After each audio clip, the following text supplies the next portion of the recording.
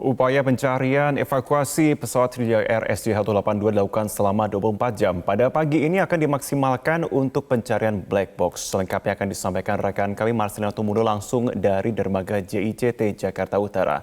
Marcel, selamat pagi. Apa saja temuan terkini yang terkumpul dari upaya pencarian sepanjang hari Minggu kemarin yang sudah dibawa ke dermaga JICT?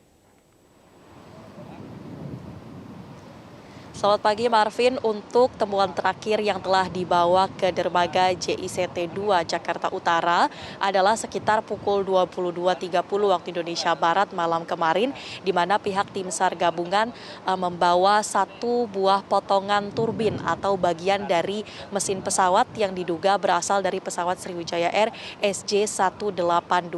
Berdasarkan keterangan dari pihak Basarnas bahwa temuan potongan turbin ini sangatlah penting karena nantinya dapat menjadi bahan untuk investigasi penyebab dari kecelakaan pesawat atau untuk mengetahui seperti apa kondisi mesin pesawat ketika kecelakaan tersebut terjadi. Selain itu, untuk bagian dari potongan turbin ini juga telah dilakukan identifikasi oleh pihak KNKT yang langsung mendatangi dermaga JICT 2 setelah tiba atau setelah KRI Cucut yang membawa potongan turbin ini tertambat, begitu kemudian potongan turbin ini diturunkan sekitar 30 menit pihak KNKT didampingi oleh pihak kepolisian atau yang juga dari DVI Polri ini bersama-sama melihat kondisi potongan turbin ini, mengambil gambar, kemudian berdiskusi untuk selanjutnya akan mendalami terkait temuan ini. Selain itu juga ada beberapa temuan lainnya yang sepanjang hari Minggu kemarin dikumpulkan oleh tim SAR gabungan, di mana berdasarkan keterangan dari Kepala Basarnas Marsdia Bagus Puruhito menyatakan bahwa sudah ada 10 kantong berisi serpihan atau potongan dari badan pesawat. Kemudian 16 bagian atau potongan besar dari pesawat, diantaranya seperti bagian turbin, baling-baling, moncong pesawat, kabel hingga diduga ban pesawat.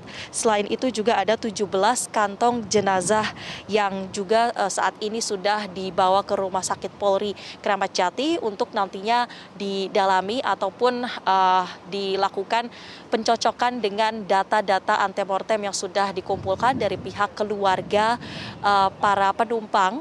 Dan selain itu juga ada 5 potong pakaian yang sudah ditemukan dan dibawa pula ke Rumah Sakit Polri Kramat Jati. Kemudian juga ada informasi bahwa apabila nantinya ditemukan barang ataupun puing-puing yang berukuran besar, karena sepanjang hari kemarin memang ada beberapa potongan yang berukuran cukup besar, namun masih bisa dilakukan pengambilan oleh alat-alat yang saat ini sudah berada di perairan Kepulauan Seribu. Namun Panglima TNI Marsikal Hadi Cahyanto juga menyatakan bahwa apabila nanti ditemukan bagian yang berukuran lebih besar, akan dikerahkan kapal berdaya angkut, sehingga artinya kesiapan dari alat-alat ini terus ditingkatkan atau terus disiapkan begitu untuk memastikan bahwa setiap temuan yang ada di lapangan dapat dilakukan evakuasi secara cepat dan juga tepat. Dan kemudian ada temuan lainnya yang ataupun petunjuk baru terkait dengan lokasi black box atau kotak hitam pesawat, di mana pada hari Minggu kemarin KRI Rigel yang dikerahkan ini sudah menangkap sinyal pinker dari black box atau kotak hitam tersebut, di mana kalau secara teknis sempat dijelaskan oleh pihak Basarnas ada 2 sinyal yang telah ditangkap.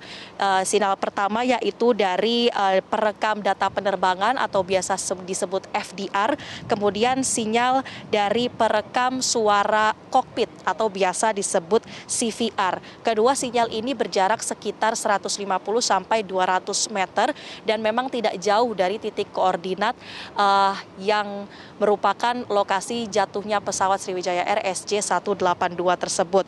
Kemudian untuk pencarian dari black box ini juga akan mulai dilakukan pada pagi hari ini atau tepatnya dilanjutkan pada pagi hari ini. Marvin. Marcelina, fokus pencarian adalah black box pada hari ini dan juga proses evakuasi lanjutan. Seperti apa skema yang akan berlangsung dan kapan tepatnya akan dimulai? Ya, benar sekali Marvin bahwa hari ini akan difokuskan pada pencarian black box tersebut. Selain itu juga temuan-temuan lain yang berada di lokasi. Untuk skemanya sendiri memang pihak Basarnas dan juga tim SAR gabungan telah melakukan pemetaan ataupun dibagi ke dalam beberapa sektor. Informasi atau data terakhir yang kami himpun di posko Basarnas JICT 2 ini ada sekitar 6 sektor yang sudah dipetakan. Di mana kalau melihat pernyataan dari Basarnas kemarin ada 4 sektor utama, sektor A, B, C, dan D. Kemudian dari data di posko Basarnas ini ada sektor 2 yang merupakan wilayah yang akan menjadi lokasi dikerahkannya kapal-kapal berdaya deteksi tinggi, deteksi di bawah laut.